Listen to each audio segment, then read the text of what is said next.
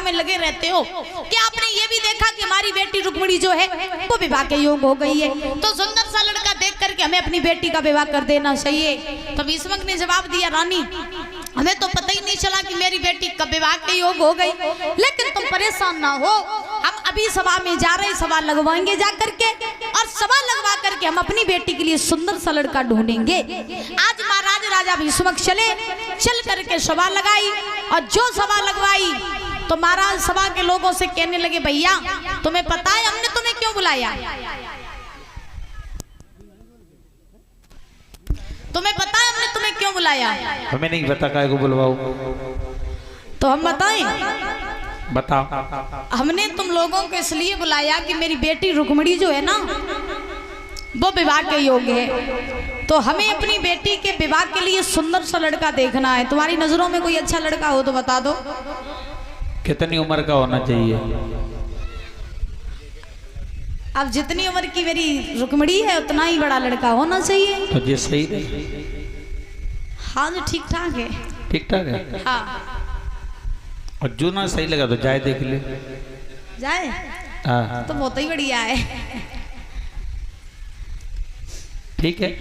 तुम्हारी नजरों में कोई और अच्छा लड़का हो तो बताओ। सामने बेटे कैसे लगे? मुंह में दांत नहीं, पेट में हाथ नहीं, लपसी घोरे रहो, खवाए रहो, क्या दिक्कत है? कोई अच्छा लड़का बताओ। अच्छा लड़का। वो बैठो पीछे, सामने। हाँ।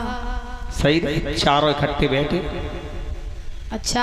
और कहा इतने छोटे छोटे? अरे आराम ही आराम हो जाए। एक पाँव दबाओ करे, एक पानी भर के लियाओ करे, एक खाना बनाओ करे, एक मूड दबाओ करे। चार को करिएगा? एक चाहिए? एक चाहिए। अच्छा लड़का हो बता दो। जरासंध कैसा रहेगा? वो अच्छा नहीं है। दुर्योधन? वो भी अच्छा नहीं है। धर्मराज? नहीं। कोई और हो तुम्हारी नजरों में?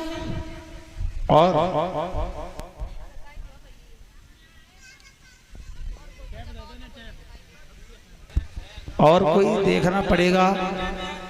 महाराज प्रमाण ये मिला कि सुबह से शाम हो गई, लेकिन रुक्मिणी के लिए किसी ने भी लड़का नहीं बता पाया। क्यों?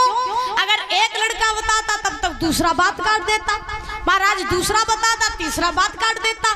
प्रमाण ये मिला सुबह से शाम हो गई, किसी ने लड़का नहीं बता पाया। उसी समय महाराज उसी सभा में एक मंत्री खड़ा हुआ। उस मंत्री ने कहा, महाराज मेरी सुन लियो।